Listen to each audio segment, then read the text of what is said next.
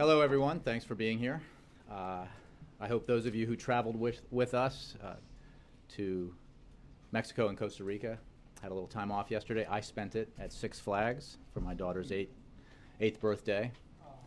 I don't recommend some of the rides. I'm still recovering from the crick in my neck, but it was a lot of fun.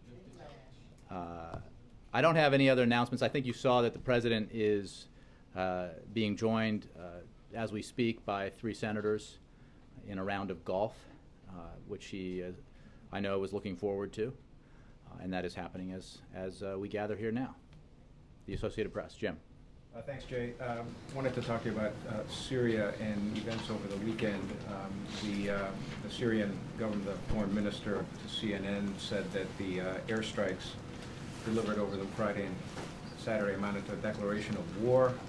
Wondered if the president has any concerns that this might be expanding into a regional conflict all too quickly, and has the president been in touch with any leaders in the region to discuss these latest developments? Well, first of all, I would refer you to the Israeli government for any action they may or may not have taken.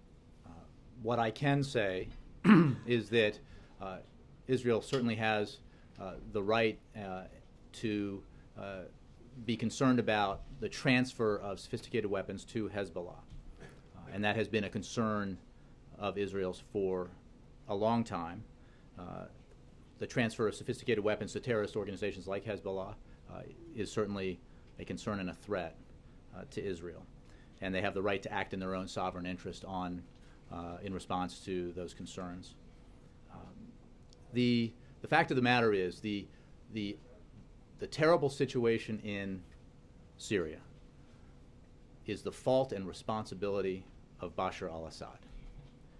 He has murdered tens of thousands of his own people. He has acted with impunity like a tyrant to hold on to power. And it is the rightful demand of the Syrian people that they be rid of this tyrant and that they have a say in their future. And we have worked with international partners as well as the Syrian opposition to help bring about that opportunity for the Syrian people. Was the administration forewarned that these strikes were going to take place? Did you guys know that? Again, I'm not going to comment on any actions the Israelis may have taken. I can tell you... I wouldn't even say Israel. I'll just say, did you guys know that something was going to happen? What I can tell you is that we are in close coordination as a matter of course with the Israelis and continue to be. But I'm not going to comment specifically on actions that the Israelis may or may not have taken. I would certainly refer those questions to the Israeli government. Some discussion today at the UN, an interview given to, I believe, Italian TV or radio by one member of a commission looking into what happened in Syria on chemical weapons, suggesting that perhaps chemical weapons activity was conducted by rebels. The commission then distanced itself from that. Do you guys have any view on where that stands right now? Sure. Well, as you said, the commission itself, the Independent International Commission of Inquiry on the Syrian Arab Republic, has put out a statement clarifying that the commission has not reached any conclusive findings regarding the use of chemical weapons in Syria or who used them if they were used. The fact of the matter is, as we have said, and I have said many times, we are highly skeptical of suggestions that the opposition could have or did use chemical weapons. We find it highly likely that any chemical weapon use that has taken place in Syria was done by the Assad regime, and that remains our position. And last, Secretary Kerry is going to Russia to meet with Putin. Is the administration, is the president optimistic that something might emerge from that Putin might be moving in some direction regarding his view of the Assad regime? We have seen over the course of these weeks and months an escalation by Assad of the brutality that he is perpetrating on his own people. And we have consistently, in our conversations with the Russians and others, pointed clearly to Assad's behavior as proof that further support for that regime is not in the interest of the Syrian people or in the interest of the countries that have in the past supported Assad. And we make that case repeatedly with the Russian government and others, and I'm sure we will continue to do that. Now, we're working with the Russians and consulting with them about Syria, as we are other nations, because we believe it's in the interest of the Syrian people, in the interest of the future of the region, in the interest of all nations with a stake in the region, to disassociate from Assad and to support a political transition in Syria. And that is a conversation that is ongoing with the Russians and the Chinese and others. We have been clear in the past about our disappointment with Russia over their opposition to resolutions at the Security Council with regards to this matter. But this is an ongoing conversation. Jay, Reuters. Regardless of who's at fault or who started this, is there a concern about a wider war developing in the Middle East? We have made clear from the beginning that one of the reasons why we need to bring about the political transition in Syria that is necessary, that the reason that Assad has to go is that the threat that the unrest there, the violence, and the war there cause to stability in the broader region remains and continues to increase. This is a case that we've made to our international partners, a case that we've made to members of the Security Council, that it is in everyone's interest to bring about a transition there because of the threat that further violence and a broader civil war causes to everyone in every country there. And you mentioned that the Assad regime has murdered tens of thousands of people, in your words. Does this rise to the level of a genocide? It is a level of violence against, by a regime against its own people that is worthy of contempt and condemnation. What the terminology that may be used by courts or the United Nations or others, I will leave to them, but it is heinous and despicable. It is the kind of action that long ago rendered Assad incapable of continuing in power with any kind of legitimacy. Dan. With the current state in that region, Syria and Israel, when can we expect the administration to announce the next steps, what it plans to do next? Well, you heard the President address this several times last week. It is essential that we continue to gather evidence, that we work with our partners as well as the opposition in the accumulation of evidence about the use of chemical weapons. We are continuing to work with our partners as well as the opposition in our efforts to provide assistance to the opposition. We have stepped up significantly our assistance to the opposition, and we, as you know and the President said, are the single largest donor of humanitarian aid to the Syrian people. So we are continuing to coordinate, but what I can't do is put a timeline on the end of an investigation. We obviously have made clear that we support a United Nations investigation into the use of chemical weapons in Syria. We call on the Assad regime to back its own call for such an investigation, to allow that investigation to take place. But we are not waiting for United Nations action alone. We are working through other means to try to build on the evidence that we already have of chemical weapons use, to assert in a concrete and firm way the chain of custody, when chemical weapons were used, by whom, and the full consequences of that use. But that does, of course, take some time. Now, internally here at the White House, among the President's top advisors, is there pressure for greater involvement in Syria? I think you have seen this administration engage in this terrible problem from the beginning, and we have not waited for developments before acting, we have acted in stepping up our aid, in pressuring Assad through sanctions and other means, isolating him and his regime, working with the Syrian opposition to help prop it up, as well as, or stand it up, help it get organized, as well as supply it non-lethal assistance. That assistance is flowing as we speak to the opposition. But I would point you to what the President said in the last several days about this problem and about the actions that we're taking.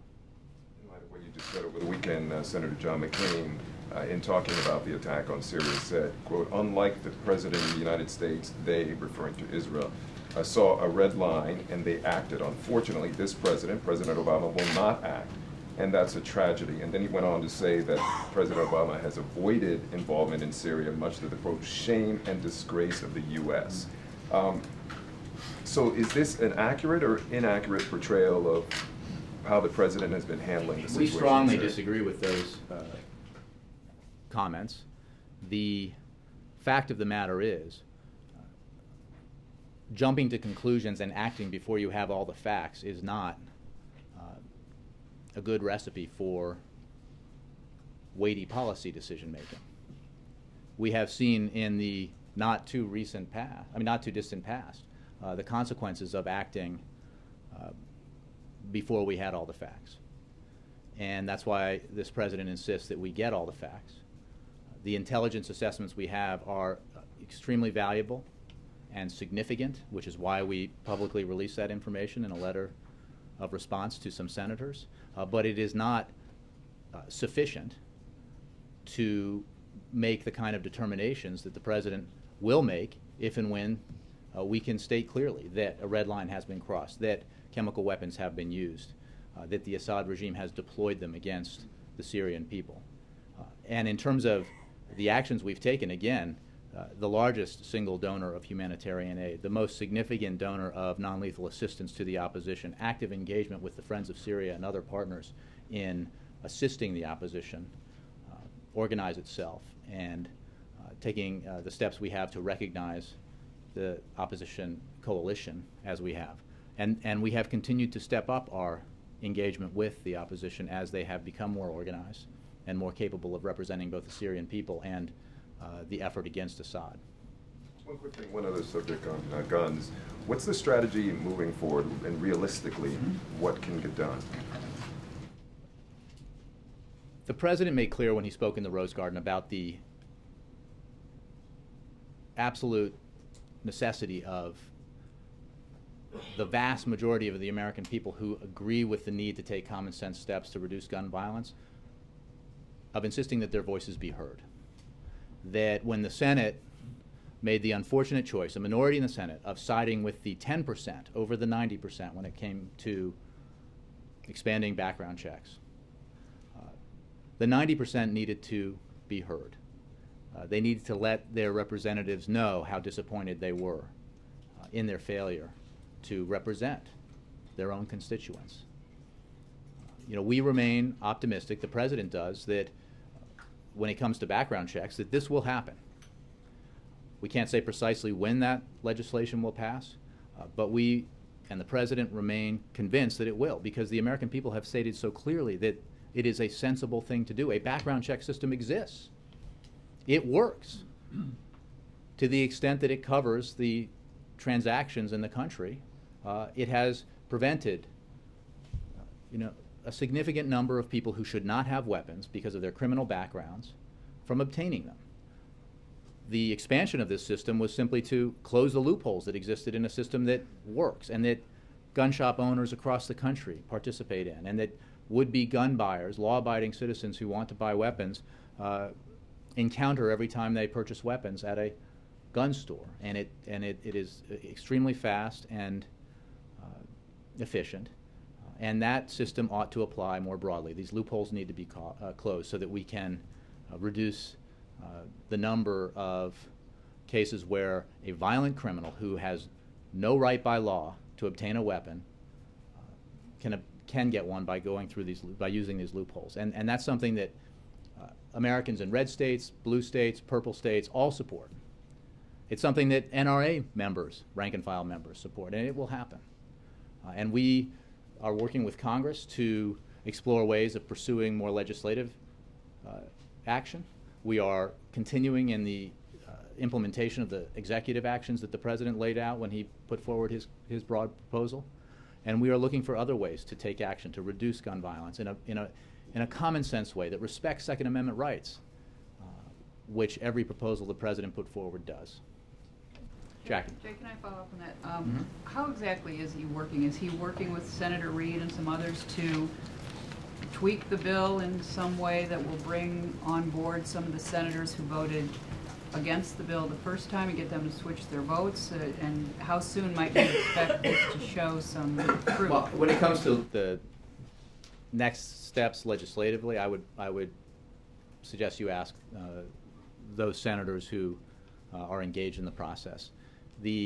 We're working with them. We're talking to them. We're talking to other stakeholders, from the President on down. I mean, the conversations he's been having with lawmakers of both parties, in particular in the Senate, have obviously had as a number one topic frequently the economy and our budget challenges and the need to reduce our deficit in a balanced way, but they have included extensive conversations about immigration reform and actions to reduce gun violence, and those conversations continue both at the presidential level, the vice presidential level, and the staff level. We'll work with Congress on next steps in terms of attempting to pass some of the legislation that unfortunately did not pass recently. But I don't have a timetable for you. That would be for the Senate to decide. Yeah. Going back to Syria and the investigators' comments about suspicions that chemical weapons may have been used by the rebels, you've mentioned several times that this is obviously an ongoing investigation, but if there's any chance or suspicions that the rebels may have used sarin gas and chemical weapons, is the administration at all concerned about ramping up aid to the rebels? Well, let me just say two things. One, it is very important that we establish conclusively the evidence about chemical weapons use in Syria. And that includes who used it and under what circumstances and where. Having said that, it is also our position, and that's why that investigation needs to continue. That's why we're working both through the United Nations and through other means to gather evidence. Separate from that, or related to that, is the fact that we are highly skeptical of any suggestions or accusations that the opposition used chemical weapons. We find it highly likely that chemical weapons, if they were in fact used in Syria, and there is certainly evidence that they were, that the Assad regime was responsible.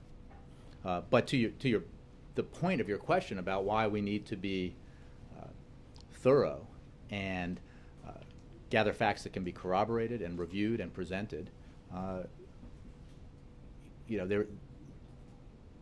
we have to be sure about the case that we're making.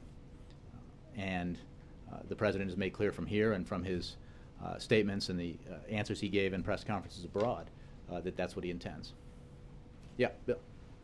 When the President made his comment about the red line for the first time in the August news conference almost a year ago, did he go further than he had intended, further than he and the staff had discussed? The President's use of the term red line was deliberate and was based on U.S. policy. The world knew that the Syrian government possessed chemical weapons, and we had a concern that as the regime was increasingly beleaguered, it might use chemical weapons against the Syrian people in desperation. The message that the President delivered that day was the same message that he was delivering in private. It was one that he and others in the administration have reinforced on multiple occasions ever since. And as I said, it was consistent with what we were saying both to the Assad regime and to others privately. Was there no concern that he had hemmed U.S. policy in a bit?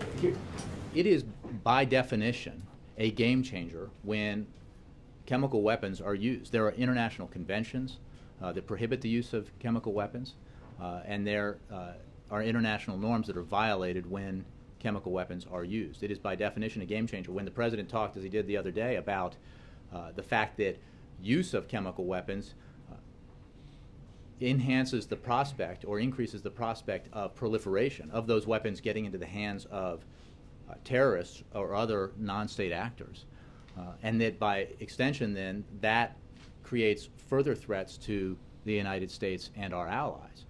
That is why it is such a significant event, and that is why it is a red line that the President made clear when he said that from here, and that he reiterated on numerous occasions thereafter. So you're doubling down on the red line comment. Is there no concern that by doing this, you're raising expectations for some kind of action because you're now being criticized for not acting? Well, what the president made clear is that it was a red line and that it was unacceptable, and that it would change his calculus as he viewed the situation in Syria, because the use of chemical weapons represents the kind of escalation and threat that I just described.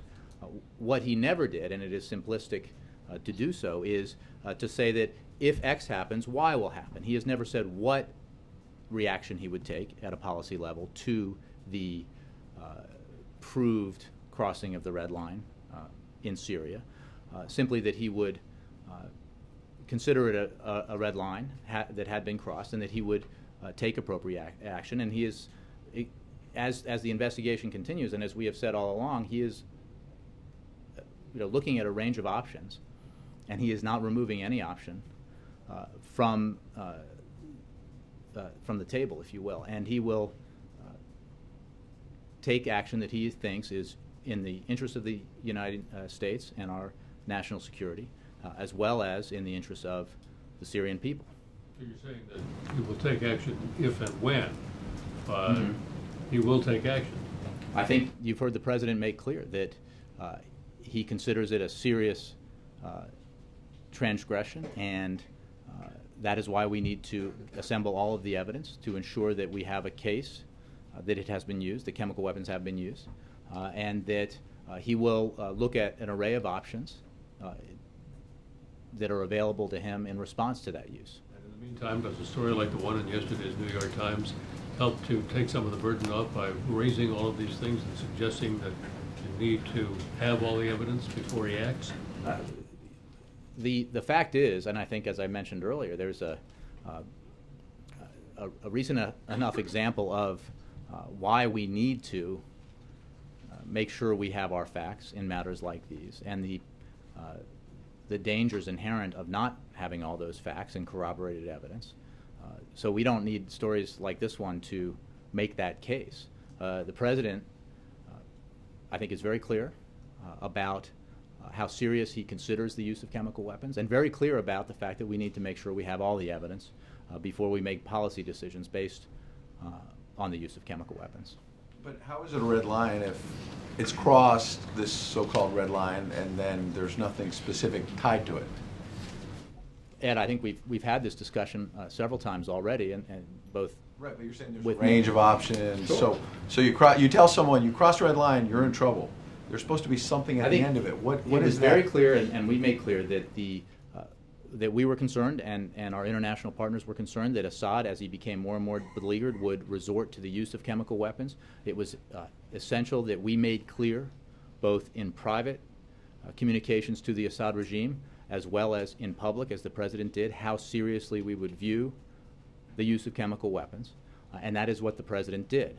And we are now in the process of gathering the facts, not rushing to conclusions, not acting precipitously based on an incomplete case, but gathering the facts in order to make a judgment about what policy actions the president might take in reaction to the crossing of the red line.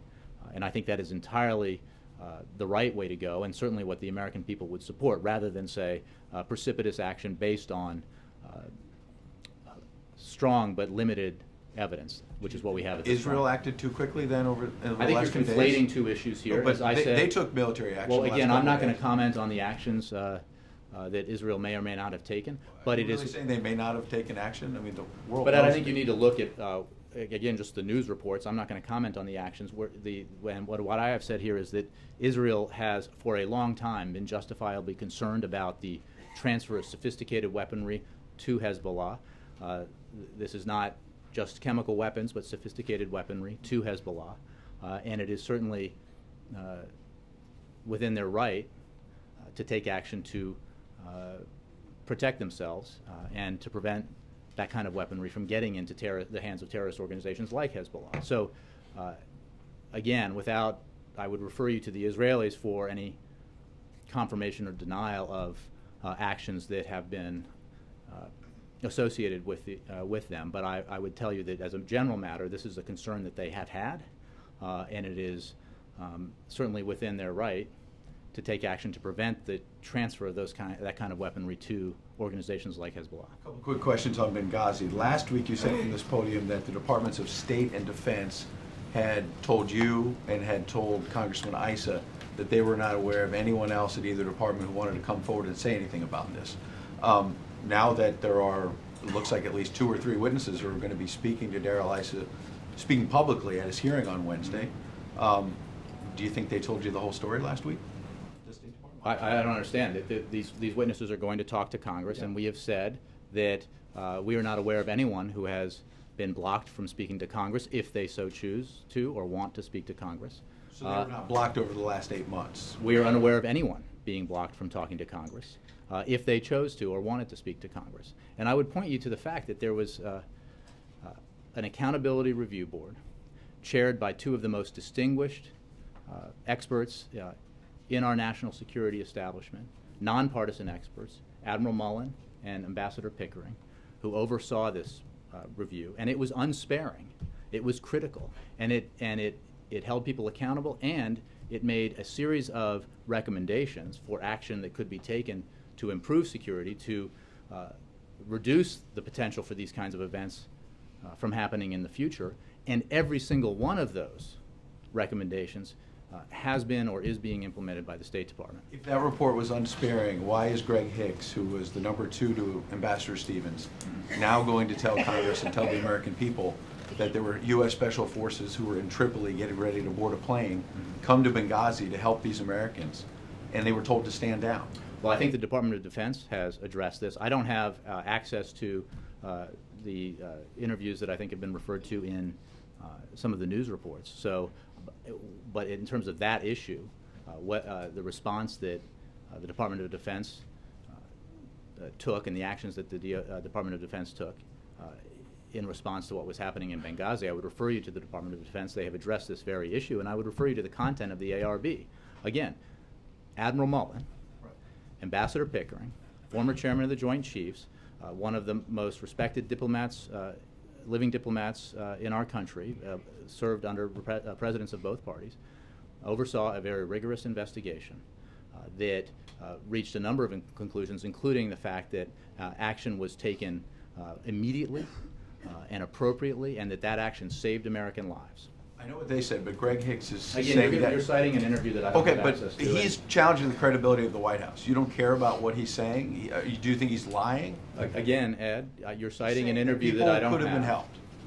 I'm saying number that 2 I'm at the saying that there compound. It's was not- I'm saying that there was an accountability review board led by 2 men of unimpeachable expertise and credibility, who oversaw a process that was rigorous and unsparing, that was highly critical in some areas, and that produced a series of recommendations that have all been acted on by the State Department, as the President insisted be the case.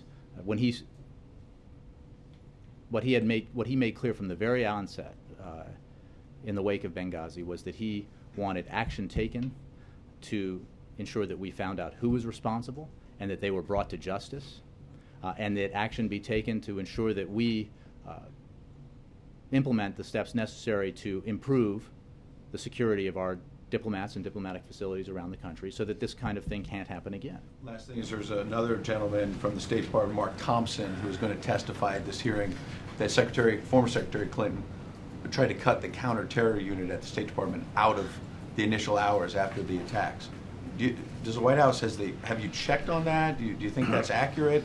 Do you have any concerns about that, why they would have been cut out? Well, I have heard of that charge, and I would refer you to a statement put out today by the former head of that bureau, the Counterterrorism Bureau, Daniel Benjamin, and he says, quote, "It has been alleged that the State Department's Counterterrorism Bureau was cut out of the discussion and decision-making in the aftermath of the Benghazi attacks. I ran the Bureau then, and I can say now with certainty, as the former coordinator for counterterrorism, that this charge is simply untrue. At no time did I feel that the Bureau was in any way being left out of deliberations that it should have been part of." So I would refer you to that statement. Peter. Following up very briefly on the issue of Libya, how has the power vacuum that followed in Libya affected the White House's calculus, its decision-making process vis-a-vis Syria right now? What are the lessons? Well, I think we have said, it's an excellent question, and I think we have said that with regards to all the countries that have been affected by the Arab Spring and the turmoil and upheaval that we have seen across the region, that we look at them each distinctly and take actions according to and make policy decisions according to the distinctions that we see. Not every country is the same, as you know. Their makeups are different. The circumstances are different in terms of the kind of unrest that we've seen in the Arab Spring. So I think that it's impossible to draw too many parallels between, in this case, Libya and Syria, as we made clear, I think, early on with regards to Syria, when some of these parallels were drawn, that the circumstance that confronted the president in Libya was one where he had the opportunity to take action with our international partners to prevent the imminent attack on a city that would have led to countless deaths at the hands of the Gaddafi regime. And he took that action because the policy options were available to him that, while not without risk, he believed could be successful, and he took that action. The circumstances in Libya present a different array of challenges, including when it comes to the international community and nations in the region and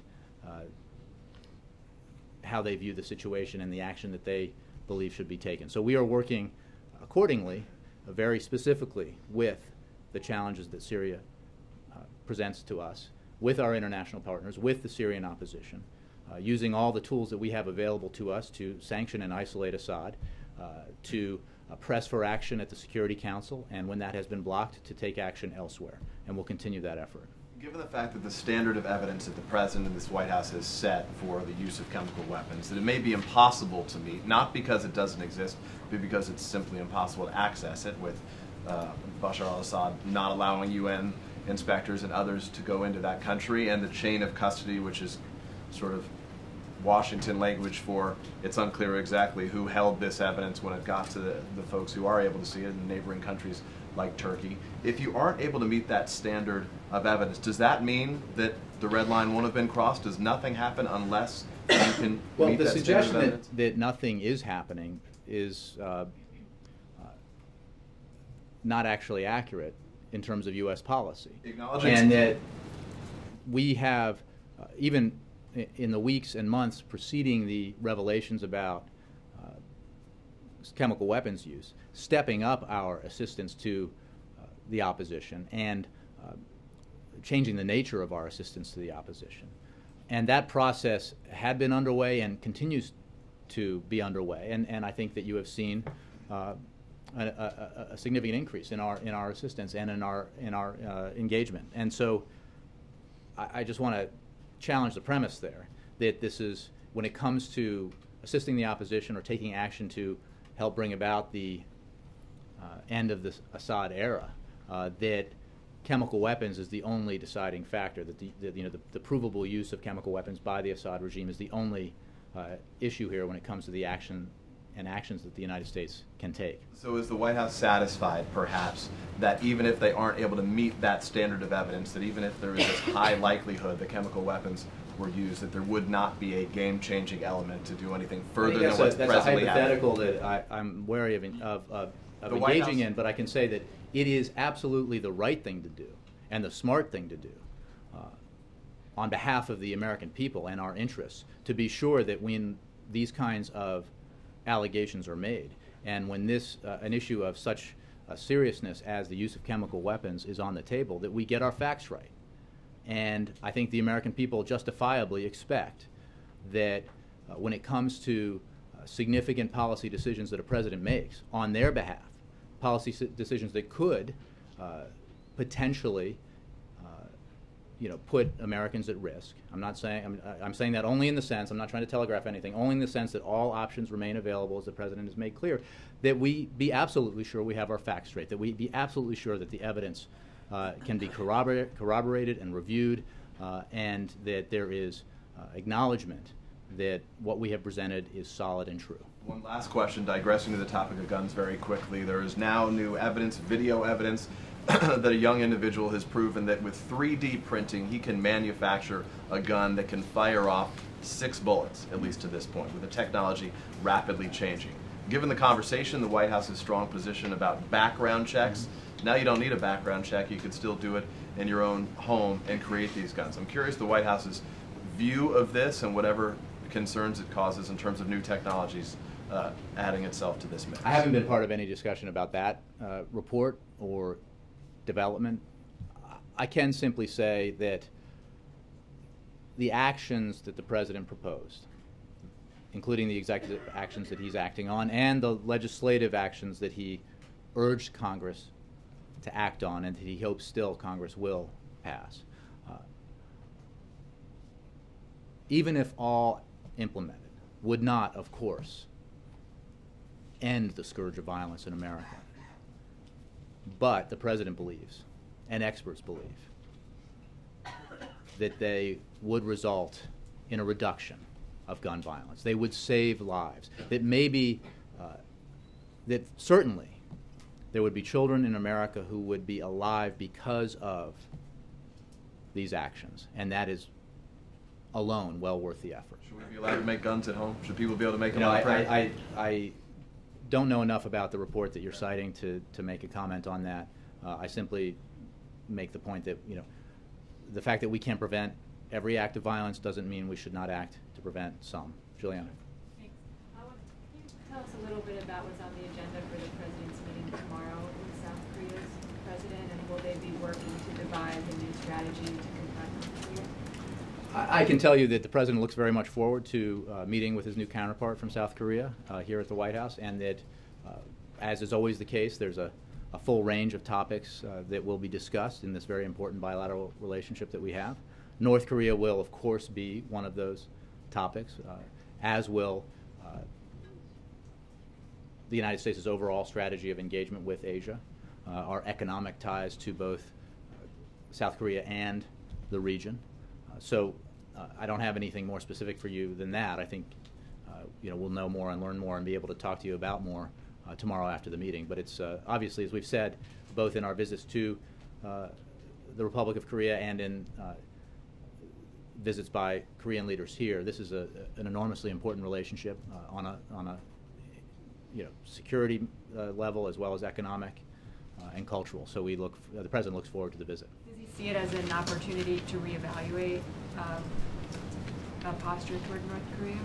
Well, we work very closely with our allies in Seoul on the challenge presented by the behavior of the North Korean regime, the provocations that Pyongyang engages in periodically and has of late engaged in, and the coordination between our two nations in reaction to that has always been strong and will continue to be. So I mean that just to suggest that this is not that this will not present a sudden new strain of conversation here. This is a conversation that's ongoing at the leader level as well as at the lower levels between foreign ministers and defense ministers and security and intelligence professionals.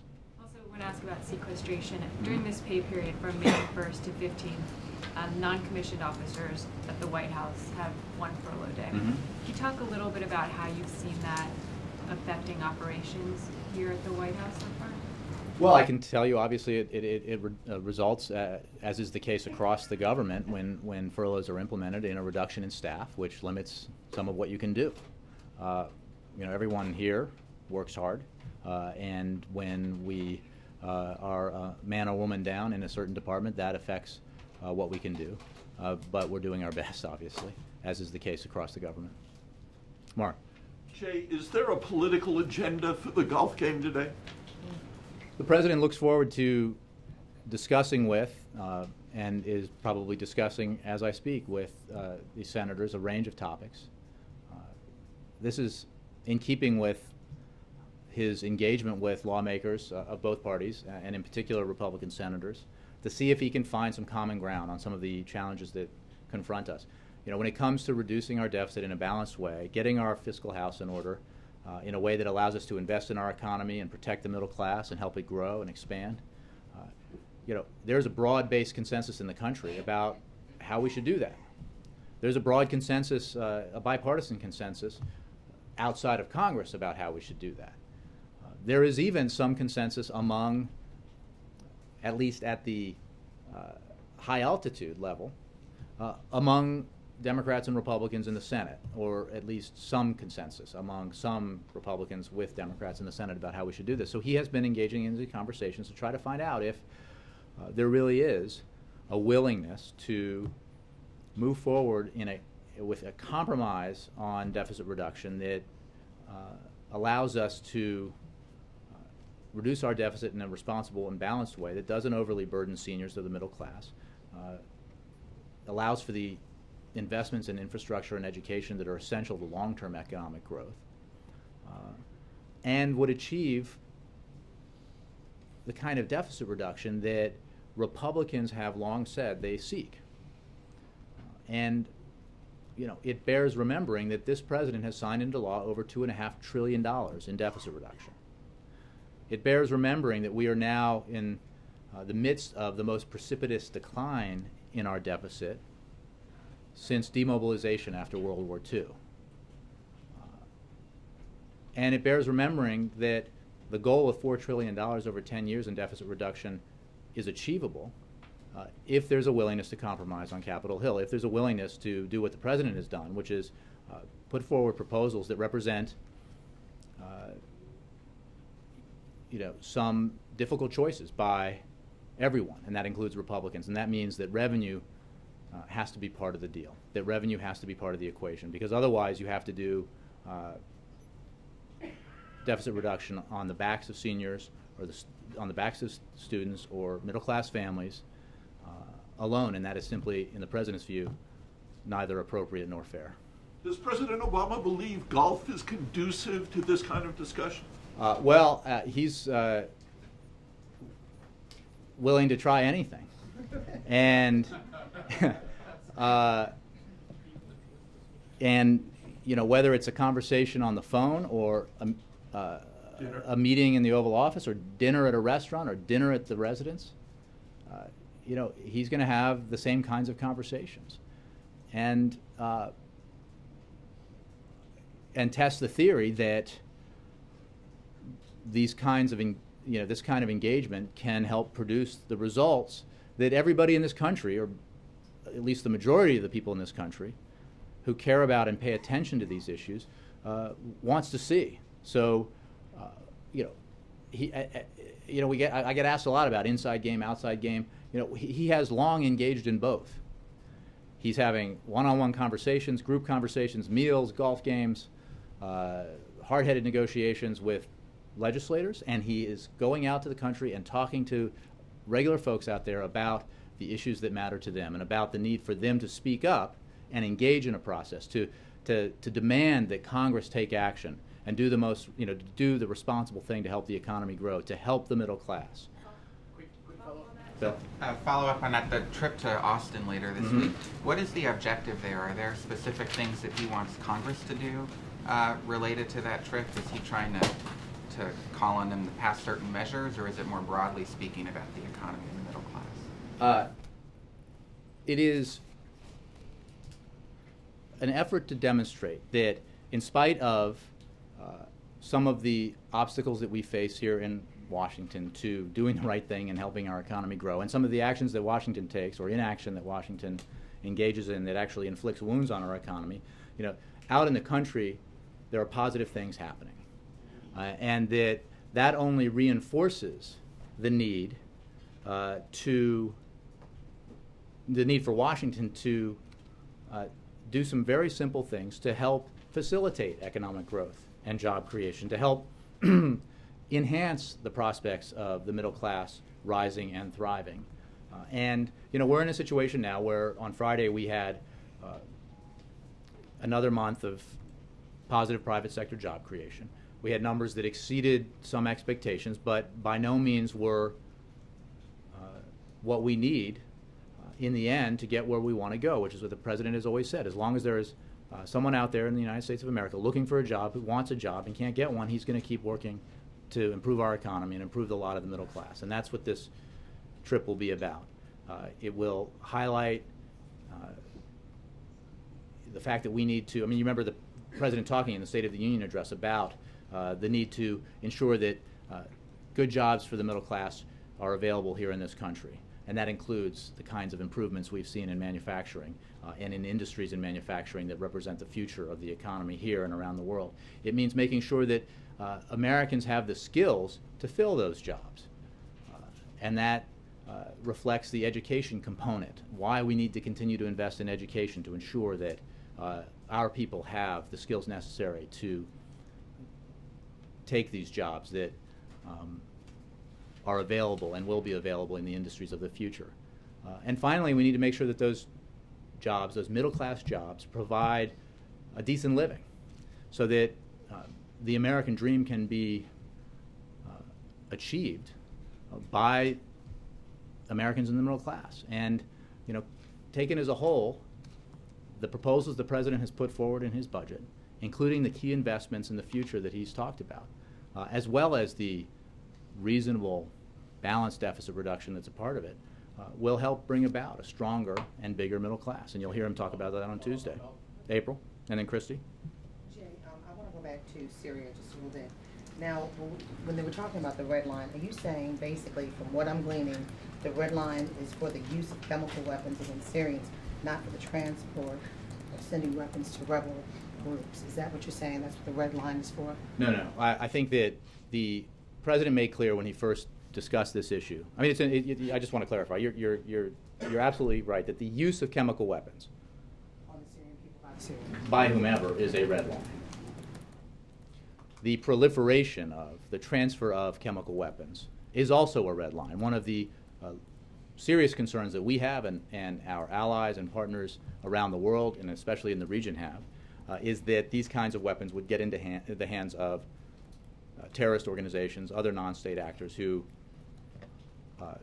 mean nothing but harm to the U.S. and our people and our allies. So both are of a concern. So the rebel question I think you're raising is the use by Assad the issue? Well, we have said that we find it incredible, not credible, that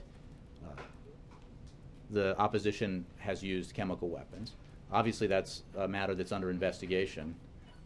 But we think that any use of chemical weapons in Syria is almost certain to have been done by the Assad regime. But any use, it would be a red line crossed.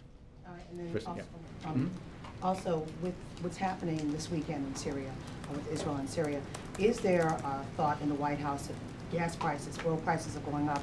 Are you looking at that? Because when there's any kind of conflict in that region, there's also a hike in gas prices. Are you looking at that? Well, we monitor oil and gas prices regularly. There are a host of factors that go into the rise and fall of prices, as you know. The instability in oil-producing regions is one of them.